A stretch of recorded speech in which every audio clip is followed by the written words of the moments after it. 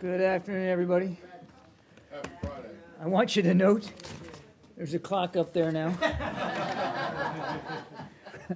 I want you to note that for two reasons. One, I want you to see what time it is. I'm starting on time today. And I will be watching how long you keep me up here. I also... No, right in front of you. No, we're working on that, man. Oh, it's not doesn't there work. anymore? That's why I've been taking my wristwatch off. Ah, it used to be there. I've also been advised that most of you prefer the way you were doing it before, which is we stay on a topic and move to the next, and that I was yesterday perhaps close to a near mutiny, and in a Navy man's language, mutiny is a bad thing. So we'll continue to do it that way, and rather than jumping around the room, so we'll do it the way you guys are more comfortable doing by staying on topics as we go around. Don't change is difficult. For you or me? It's definitely difficult for me. Well, But so let we me won't just. change the format if that's what you guys prefer. The reason that I think that a lot of us prefer it that way is simply because when the transcript comes out, it comes in takes, and Right. if everything is in one section, it just makes it easier. I'm shocked to find that journalists prefer things that are easier for them, Exactly. not necessarily the government. All right. So with that as preamble, I don't have any opening statement. I have only two questions, but Oh, one topic, my and it's goodness. Yemen. Yeah. And then I will be, hopefully you'll answer them, and I'll be done. You've seen, I assume, that the Yemen peace talks in Geneva ended without agreement. Yeah. I guess would be the nice way of saying it. Collapsed would be maybe perhaps the more accurate agreement. I'm wondering if you have any comment about that. We do understand that the consultations in Geneva have concluded after several days. We believe that this was a useful start to the process, and I think that's how we would characterize this. Obviously, this is a UN-led discussion. We continue to support that process by the UN Special Envoy, and again, we continue to urge all Yemeni participants to prioritize reaching an agreement to end the fighting. But understand that this was, in our view, is, again, a useful start to what will probably be a lengthy process. Okay. Yesterday, related to this, in the taking question about this one member of the Yemeni delegation who is on the specially designated global terrorist list, Right. You said that the U.S. was very concerned about his presence in the government delegation, and that you would be talking to both them, or had expressed those concerns to them, and as well to the UN, because as you note, it's a UN-led thing. Just before coming out here, I was looking at a photograph taken in Geneva of Ban Ki-moon shaking this person's hand. Is that also a matter of concern for you, that the Secretary General of the United Nations is, shaking hands with and presumably be in discussions with someone who you believe is a terrorist financer?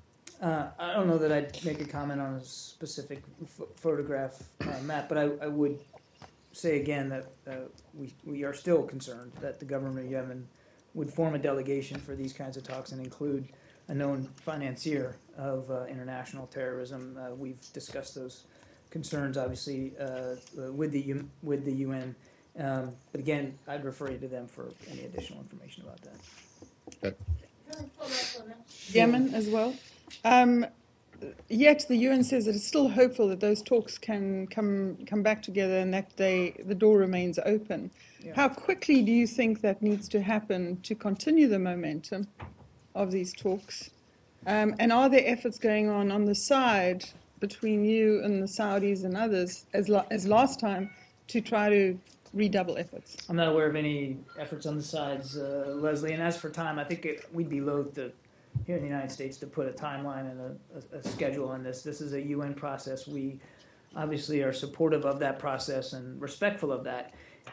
But I think that the special envoy was very pragmatic in his comments today about the challenges ahead. Again, we find this to be a useful start, just a start. And as I said earlier, I think we have to expect that it could be a lengthy process. But I'm not aware of any efforts on the side of this that we're doing. We're trying to respect that it is, in fact, a UN process. Go ahead. Thank you, sir. As far as this terrorism report is concerned, many people around the globe, including in Washington, are demonstrating that, asking the U.S. that U.S. should not support some of the dictatorships or military governments. And despite those countries, some of those countries are supporting terrorism or even working against the U.S. and other U.S. interests. What message do you have, or the State Department, this report, for those who are still supporting terrorism and harboring and financing them?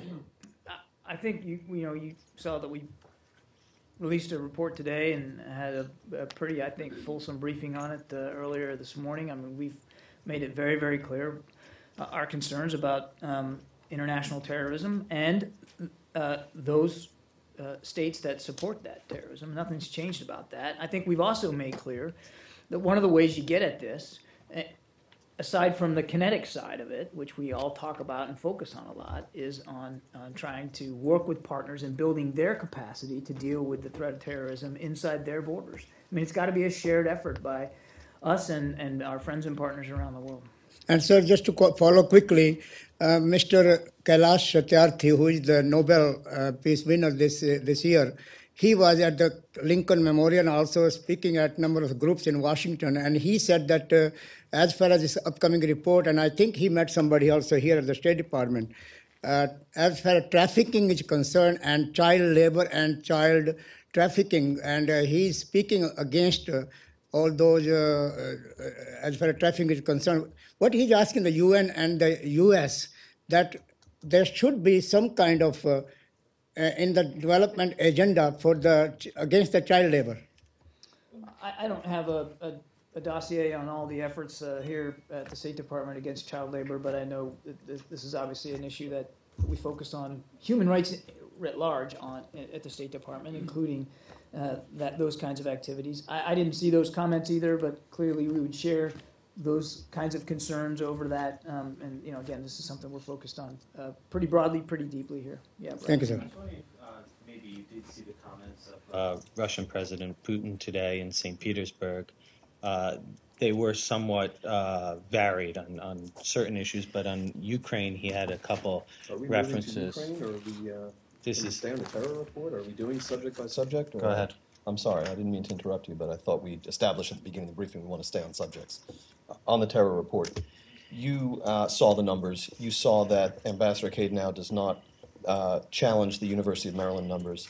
If you look at those numbers just for the year of 2014, along with the report's own statement that the seizure of territory by ISIS is unprecedented, and if you look at other metrics such as I introduced in the last briefing, and I'm sure you saw those, it's not a good snapshot for the counterterrorism effort of this administration. Show me where we're gaining ground, or doesn't it really appear that terrorism is on the march and we're losing ground yearly? Yeah, I saw that, James, and I saw the ambassador's reply to you. I don't know that I can improve upon her expertise on this issue. I think the way I would put this is that there has been progress made against terrorist networks around the world. That doesn't mean that at any point in time, certainly not today, we're willing to declare ultimate success against these groups. And there are worrisome trends in that report. That's why the report's so important. That's why we take it so seriously. That's why we partnered with the University of Maryland on those statistics. We want to have a frank, candid understanding of exactly how deeply challenging this problem is. It also conveys, I think, and should convey to the American people the sense of urgency that Secretary Kerry, as well as the rest of administration leaders, apply to this particular problem. Now, we could go through, the major groups and walk through sort of some of the things that we've done. We have had success against ISIL in Iraq and in Syria. Is it over? Nope. And we've been honest that it's going to take about 3 to 5 years. This is still a deadly, lethal group that still is intent on holding ground and on improving their own situation. It's going to take some time. We've made progress against al-Qaeda. There's no question about that. That the senior leadership of that organization has definitely been decreased significantly over time. Doesn't mean that they're gone. And what remains a worry, and I think the ambassador talked about this, is that there are splinter groups coming off of a group like Al Qaeda. AQAP remains obviously very lethal. We've seen that, but even just as recently as this past week, James, and you've covered this as well. You know, there has been a couple of significant strikes. So there has been pressure applied to these groups. It will continue to be applied to this group. Nobody, I don't think anybody, anywhere in the world can say that over the last decade or so, the United States hasn't taken the threat of terrorism very, very seriously and definitely set these groups back. John, can I just follow up? Sure, absolutely. Good point. Yeah. Why do you think that while the leadership is being decimated, annihilated, as a matter of fact, the organization itself seems to be thriving? Why is that? These are nimble networks. And, we when we talk about organizations, we think of them as like, corporations or armed forces. They're not hierarchical organizations quite like that. Even ISIL, which possesses some military qualities, is not a homogenous organization in that regard. And so they're networks. And so the way you get after a network is you attack them at various places and on various levels. You go after financing. You certainly go after their leadership. You go after capabilities. And we're doing that. But networks are, by virtue of being networks, they find ways to adapt and to try to overcome. And we've seen that. We've seen it with Al Qaeda. We certainly are seeing it with ISIL in Iraq and Syria. That's what makes this so challenging.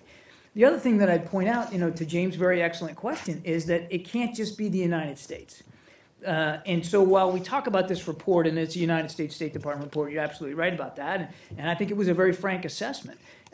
We also have to recognize that the real answer to getting at terrorism is cooperative international efforts across the spectrum, and it can't just be done by the United States, and there's just simply no way. So.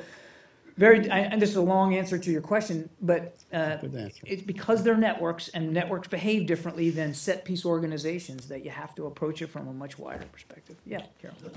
I know the report's only been out for a few hours, but I was wondering if you've gotten any response from Tehran yet on the Iran section, and if you have any indications yet when the Secretary may be flying to join the talks. The short answer to both your questions is no. I'm not aware of any reaction by any nation, including Iran, with respect to that report, and I don't have any updates on the Secretary's traveling schedule. Yes, we can stay on Iran. You want to? Okay. So do we want to move on, or do we want to stay?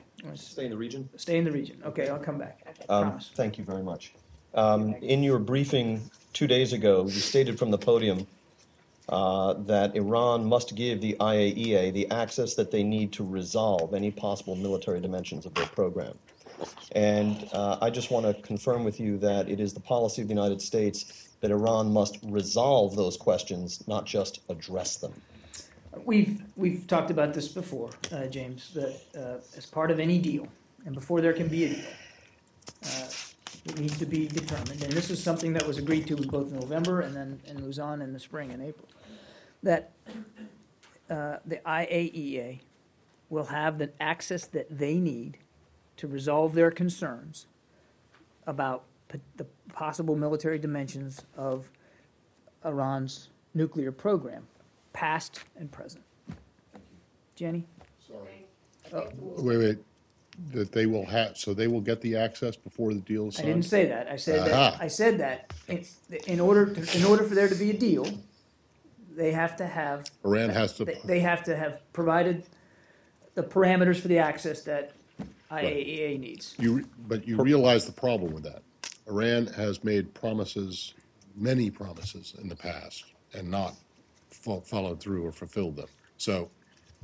But you're saying that they don't have to give the access before a deal is done. They just have to say they will give access. Yeah, and I think, first of all, I appreciate the chance to clarify, but you're right. In Lausanne, they said it was agreed that they would establish a set of parameters to provide that access. Right, and you're confident that whatever the Iranians say that they will do, and that the access that they say they will give will be given, and that the access that the only access you will accept is to the relevant military declared and undeclared facilities. It has to be the access IAEA says it needs to be able to resolve concerns about possible military dimensions. And then this isn't just about trust. I mean, there's a significant verification regime Right. that's being worked out by negotiators here. Right, but you can't verify if you don't actually get the access that they say that they may say that they are going to give. That's why we're working our way Right. through that. Just to clarify the remarks you just made in response to Matt's question, is it the case that when we have a final deal with Iran, if we reach one, it will contain the parameters for access, as you just stated, or it will contain that deal the specific terms of access? I'm certainly not going to talk about the issues that are still under negotiation. I'm prepared here on the 19th of June to tell you what the final deal is going to look like. I would just not be able to do that. I think I've made it clear, though, they've made it clear in Lausanne that the IAEA will need to have the access it needs to resolve the issues of possible military dimensions of Iran's program. And without the parameters for that sort of access, there's not going to be a deal. And we've said that no deal is better than a bad deal. But when you say parameters of access, what you're essentially telling us is that as part of a final deal, those parameters could themselves be subject to further negotiation. And it's always been understood here that the final deal will have the actual terms of a deal, not further parameters to be worked out, correct? I'm not going to get into the details that are being negotiated now. That would just not be Just the right to thing. clarify on the scope and range of this access, this is determined by the IAEA and not during the negotiations between the 6+ Iran. What's been hammered out in Lausanne is that the IAEA will have to have the access it Right. needs. But they decide what kind of access they want, correct? The IAEA. The IAEA will determine the access that it needs, and that's got to be part of the deal. Yes, ma'am. Follow-up? I'm a little confused that was hammered out in Lausanne because, one, Iran is a member of the IAEA, so it should already be subject to the IAEA's overview. Two, those are already enshrined in UN Security Council resolutions. So why did you need 18 months or however many months of negotiations to merely say what they are already required to do and haven't been doing all along? I don't. All I can tell you is what was agreed to in Lausanne. We talked about this the other day. That was one of the foundational agreements coming out. Foundational documents was what was agreed to in April in Lausanne about the IAEA getting the access, being able to get the access it needs. And again, I'm just not going to go beyond that right now. There are still issues that are being negotiated in Europe, and it would just be completely inappropriate for me to talk about negotiating details here from this podium. Well, given that the PMD issue was supposed to be resolved in a deal, and now that it's that resolution process would continue past a deal if a deal is reached. Does lack of access or lack of resolution require the breaking of the deal, or would that be a deal breaker even after a deal is already I'm signed? not going to get into hypotheticals, Brad. I'm just not. Well, no, I'm just asking if since it's a resolution process we're describing, I understand your question. does the failure of the process break the deal? I'm not going to talk about hypotheticals. We're working with negotiating teams right now. Yeah. Thank you, Mr. Kirby. On anthrax issues, North Korea announced that North Korea will bring the anthrax issue into UN Security Councils against the United States because of U.S. sending this anthrax to Osan Air Base in South Korea. What is your comment on this? I don't even know how to respond to something like that. It's a ludicrous claim. I can't speak for what the North may or may not do with the UN. That's for them to talk to. But the claim itself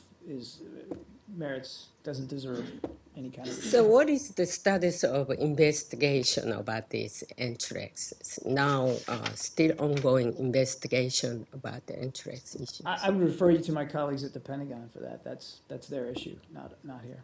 All right, thank you. Yep. Yep. Shut.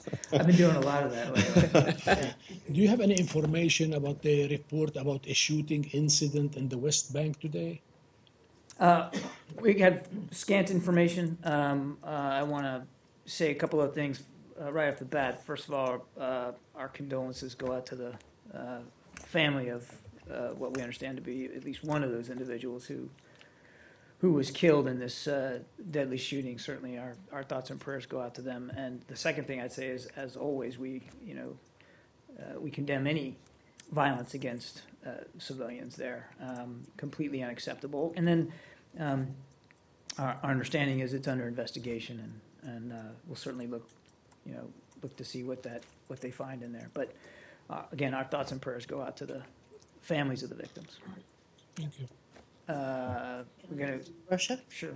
I wanted to ask, I'll pick up from where Bob was starting off on the Putin's speech today in St. Petersburg, which he made a number of comments, one of which was that that Russia is cooperating with the West, and that the situation in Russia is stable. We have a stable budget.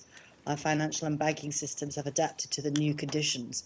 Do you have any riposte to that, given the fact that Russia's under these sanctions at the moment? We know, and have you heard the president speak to this recently, that deferred economic reform, low oil prices, and the international sanctions, including Russia's own counter-sanctions. We know that they've made Russia's economy vulnerable, and it continues to, and it does suffer under the weight of these sanctions. And again, we talked about this yesterday with the EU considering continuing sanctions and the possibility of future sanctions, that there will continue to be costs for Russia's violations of international law. And yes, I have seen President Putin's remarks. What I'd say is, we know otherwise. We know that the costs have remained high on him and his economy, and that they will continue to do so. So is he delusional in I what didn't he say says? that. I just said we have a different view of the cost that his country continues to pay as a result of their violation of international law on Ukraine's territory. I wanted to ask about one other thing he said, and that was once an attempt is made to solve the problem by political means, he's talking about Ukraine, those weapons will be gone. And he was referring specifically to the accusations that Russia is providing weapons. Do you find that in any sense heartening, that maybe Russia could be stepping back here and would be willing to do a drawdown if, in its opinion, there is some sort of genuine political process here? I think what we would find heartening, Brad, is Russia's compliance with Minsk, which calls already for the removal of heavy weapons out of Ukrainian territory.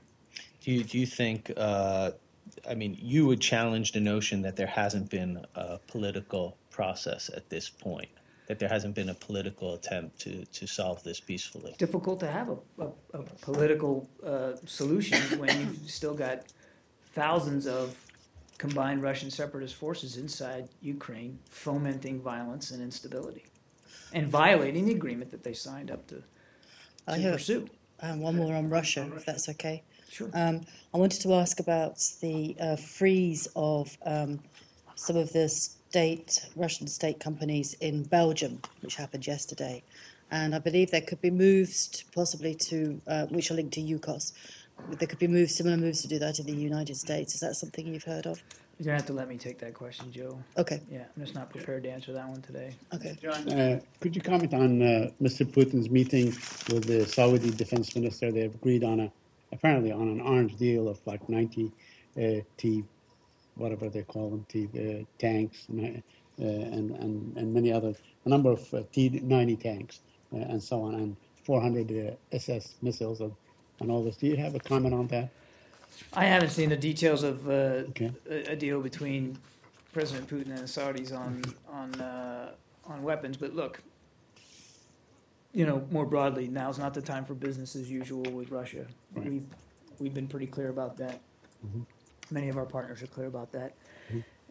So I think I'd leave it there. And just to follow up very quickly, yesterday I think marked the 36th anniversary of the SALT II treaty, and the day before, the Secretary of the Air Force was saying that this is not really an arms race. So when we have, Russia is producing more nuclear weapons, and the United States is deploying F-22s, if it is, on Russia's borders, isn't this really accelerating the arms race? No, I wouldn't characterize what's going on as an arms race. I mean, let's walk back a couple of steps here. And what's really happening is a violation of Ukrainian territory. To the degree that tensions on the continent are being escalated, they're being escalated by Russia and President Putin's actions.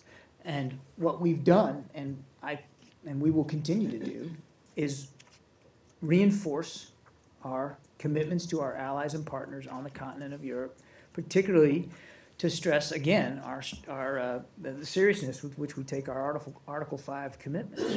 And so you've seen over many months now us meet those commitments, whether it's through additional training exercises or contributing to the Baltic Air Policing Mission or freedom of navigation operations by the United States Navy in the Black Sea. These are important commitments we continue to take very seriously. That's what's going on here. And that activity, important though it is on any other given day, is made even more important by what Russia continues to do inside Ukraine. It's not an arms race. In your response to the question about the Saudi reported deals with the Saudis, you said now is not the time for business as usual with Russia, but with Russia. In the past, that has referred mainly to selling things to Russia, not buying things from Russia, with the exception of perhaps the S-300 missiles to Iran, which your opposition long predates the Ukraine situation. Are you saying that people should not buy products of any kind from Russia now because that's business as usual? No, I don't think I'm you making cannot, that sweeping. But what we are saying, Matt, is that we've been clear that now's not the time for business as usual with Russia. I'm not, and it shouldn't be read into that I'm making a particular indictment here against this particular arrangement. That particular language has been used in the past with regard to the Mistrals, the French sale of Mistrals to Russia, saying now is not the time for business as usual with Russia, and in terms of visits, high-level visits. Sure. It has not, to my knowledge, been used for the purchase of Russian material, whether it be arms or anything else. Does it now include purchasing Russian products? I think the best way I could answer that is, business is a two-way street. So we should stop buying Russian vodka and caviar and stuff like that? Didn't say that. I'm trying to find out, when you say it's not time for business as usual with Russia, you're encouraging people to stop buying Russian products, not just weapons. No, I didn't say that we're encouraging all business to stop. And look, there are issues not economic related necessarily, but there are issues we continue to talk with Russia on, for ourselves, common security interests. I'm not making a broad sweeping statement here, other than to say we've been clear about our concerns that business as usual with Russia should not continue, given their continued violation of international law in Ukraine. Yeah. Yes, the issue is not buying weapons from the Russians. The issue, it seems, from the visit of the Deputy Crown Prince, is that the Saudis are following the Egyptians in strengthening relations with the Russians, and that the King of Saudi Arabia is expected to visit Moscow in the future. What do you what's your reaction to this? Look, I'm not going to comment on every bilateral relationship that Russia has. And of course, Saudi Arabia is a key friend and partner in the Middle East for the United States. I think we've just said that our view is now's not the time for business as usual with Russia. Yeah, in the back there. Yes, thank you. On Korea and Japan, next week marks... Okay, Okay. I'll do it, but in the future, please don't interrupt. Once we've gone to a new question, then, I just prefer to keep the interruptions to a minimum, but go ahead. There could be no way to arrest that movement, perhaps, without a polite interruption of some kind, just for the record. just for the record, try to keep the interruptions to a minimum. Just to follow up on Brad's question, when you hear President Putin saying that once an attempt is made to solve the problem by political means, quote, those weapons will be gone, unquote, does this department construe those words as an acknowledgement by President Putin, notwithstanding many previous denials, that the Russian Federation is indeed introducing these heavy weapons into the Ukrainian conflict? I don't know that we're looking for a confirmation or denial from President Putin. We know that those weapons have been introduced into Ukraine. I'm just asking how you construe the statement. I think I answered the question with Brad. I mean, what needs to happen here, separate and distinct from the president's comments today, is Russia's compliance with Minsk, which means those weapons and those forces need to be taken out of Ukraine. I didn't ask for an answer separate and apart and distinct from the comments. I'm asking about his comments. Do you construe them as an acknowledgement of complicity in the introduction of those weapons? President Putin's comments speak for themselves. I mean, I think if he said that they would be removed, one has to conclude that he's acknowledging they're there. But that's his words, not mine. Yes, in the back there. Yes. So next week marks the 50th anniversary of normalization of relations between South Korea and Japan. It's been reported that neither Prime Minister Abe nor President Park are going to be attending the ceremonies to commemorate that. Is that a concern to you? Do you have any ideas about how to push for improved relations? I'm not, again, I wouldn't speak for the travel activities of those leaders. We have long said that stronger cooperation is welcome, and that there's so many security issues in the region that bear teamwork and cooperation that certainly we look for opportunities, and we welcome opportunities where that cooperation and dialogue can continue. Do you think if President Park had been here as originally scheduled, that would have been an issue that you would have addressed? I wouldn't, that's a great hypothetical. The visit didn't happen, so, Will you be looking to discuss Korean-Japanese relations, like in the future with her when she does come, or with? We always, when we talk to our South Korean counterparts, talk about opportunities for trilateral cooperation, even bilateral cooperation with Japan. I mean, that's a topic of frequent discussion. So I would fully expect that it would come up, as it comes up nearly every day with our diplomats out there. Do you think that their failure to attend these ceremonies is an indication that the relations are worsening? I'll let them speak for their travel agendas. Yeah. Topics? Sure. Okay, thanks. There's a lot of international responses coming into the shooting in South Carolina, many of them expressing some dismay and befuddlement at the fact that this could keep happening in the United States. The president, in a statement, made the point that the U.S. is the only advanced nation where this does happen with the frequency. I'm wondering if there's any concern in this building that the inability of the U.S. government to meaningfully address this issue somehow adversely affects the standing of the U.S. In the international community. That's an interesting way to insert a question about the shooting in Charleston here at the State Department.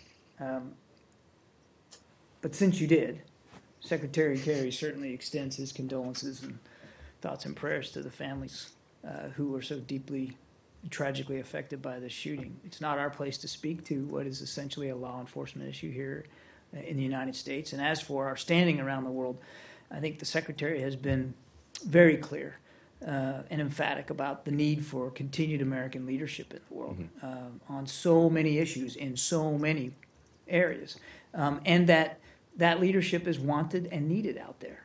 There's no question about that. I guess I don't think it's an off-the-wall question. This morning, Ambassador Cadenau made the point that you guys often raise the issue with the Chinese, for instance, of needing to address their domestic terrorism concerns in a way that promotes more inclusivity and civil and human rights concerns. It's easy to imagine the Chinese responding by saying, well, is the U.S. making these kinds of arrangements with its black citizens, with communities that are disenfranchised here in the United States? I'm not saying that your question isn't fair. What I'm saying is that our job here at the Department of State is the execution and implementation of foreign policy, and it would be completely inappropriate for me to speak to domestic policy issues here at home. Again, our thoughts and prayers go out with the family. This is a law enforcement matter, and as for our foreign policy, it continues unabated. Well, would it be completely inappropriate, though? I mean, the State Department has taken interest in the ramifications of domestic issues overseas before, leading back to the Jim Crow laws and the effect that that had overseas on the U.S. perception. I don't think it would be completely inappropriate. It's inappropriate for me to discuss what is essentially an ongoing law enforcement investigation in Charleston, South Carolina. And I also think it, until that investigation is done, also completely inappropriate to speak to whatever conclusions might be derived from it or the motives behind it, certainly as it relates to American foreign policy. Sure. I mean, I'm not asking you to comment on the case specifically, more just on the issue of recurrent gun violence and race-driven strife in the United States that doesn't seem to be addressed. I think I've addressed it as best I can today. Has any other government reached out to the United States to express concern about what, on its face, appears to have been an act of mass violence of a racial nature? As we stand here today, I know of no such calls or notifications. Yes. Quick topic and change of topic on the Palestinian-Israeli talks. This weekend, French Foreign Minister Laurent Fabius will go to Israel and the West Bank to discuss a new plan to restart the talks. Has he shared his plan with you guys? Are you aware of it? Have you discussed it with him, and so on? And what is likely to happen? Well, we're certainly aware of the Foreign Minister Fabius's trip. As I think I mentioned yesterday, he and Secretary Kerry did talk on the phone. I would not speak to the Foreign Minister's agenda specifically. That's for him and the French government to speak to.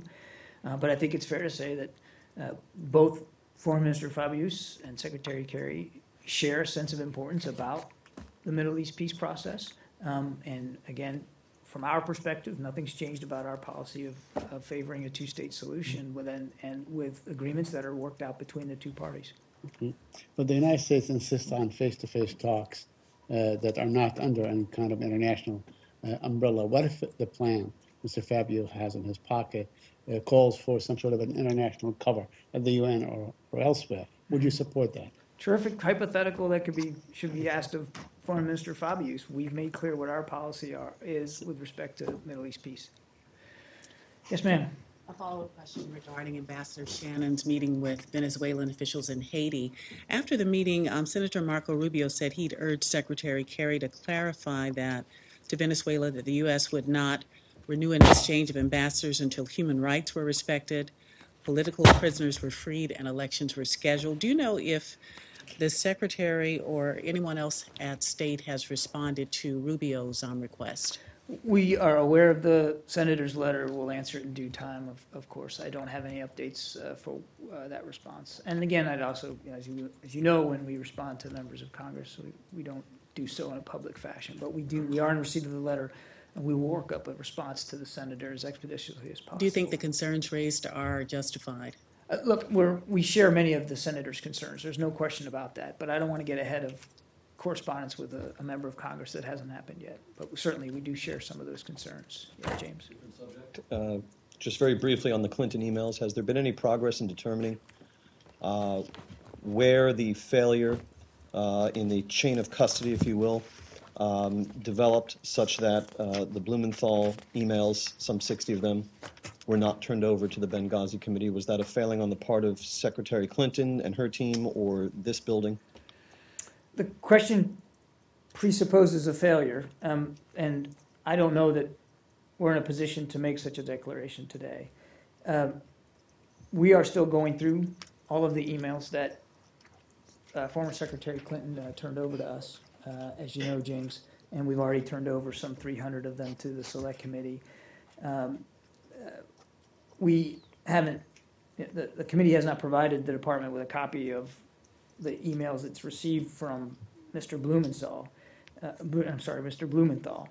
So I'm not in a position to address any gaps that there might be in the inventory, if you will, which is what I think you're getting at.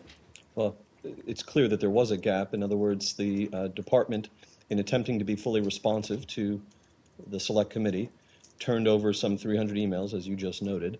And yet, it's been made clear this week that from Mr. Blumenthal, the committee received a number of pieces of correspondence, email correspondence, between Mr. Blumenthal and Secretary Clinton that directly touched on Benghazi and Libya, and that should have been included by any objective measure in the original provision, but weren't.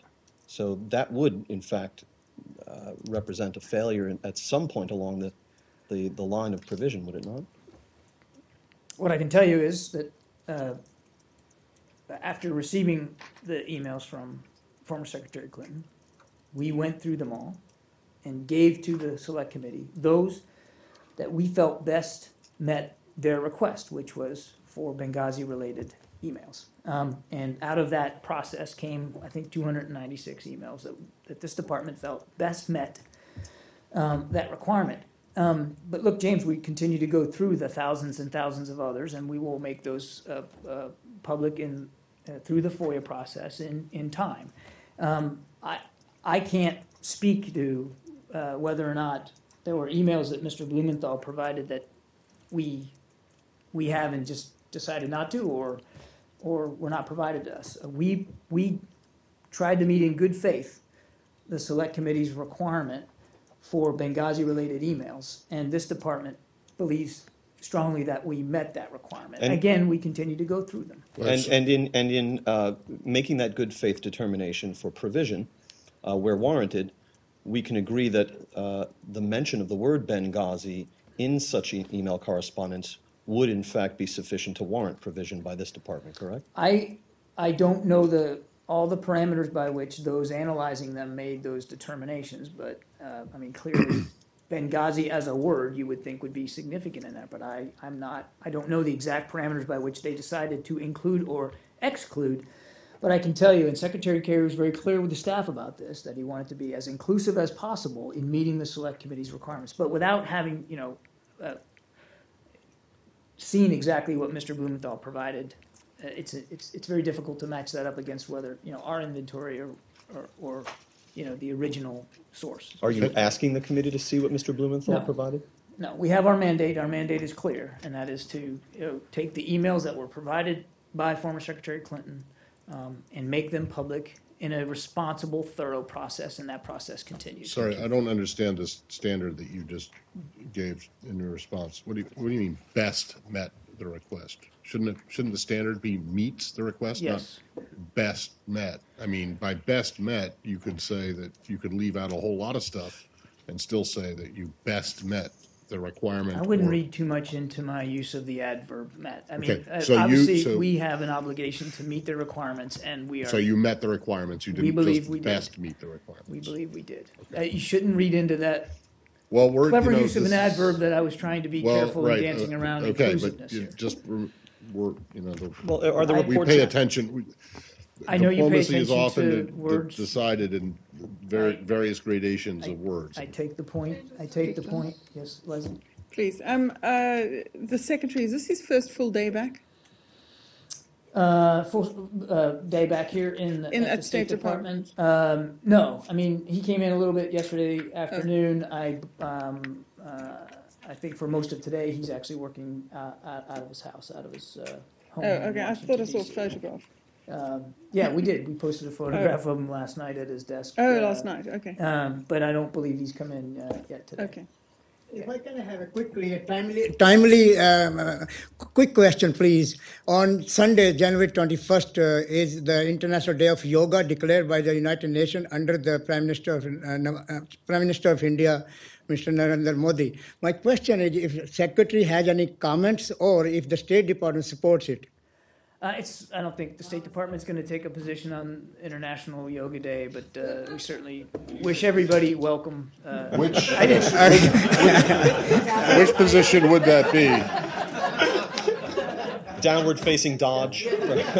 Touche to you, James. No, we're not going to take a position. I got to take time for a couple more, if that's okay. One question I need, Rock. There were some media reports that Asayab al-Ahl al-Haq, which is a pro-Iranian militia, Shia militia in Iraq, has kidnapped 200 Mosul residents who were on their way to get their paychecks in Baghdad. Have you seen those reports, and are you concerned about Nope, you guys have the advantage of having your iPhones with you. I don't have mine. I've not seen that report. It was actually, they've been kidnapped for about a week. Oh, according to I the just media haven't seen reports. it, and I'm not prepared to make a comment on it. Yeah. John, did the United States relisted North Korea as a terrorist country again this time? Did we what? Did you release the United put North Korea as a terrorist country No. again? No. No. I mean, we just. Very much. Thanks, everybody. Have a great Have a weekend. great weekend.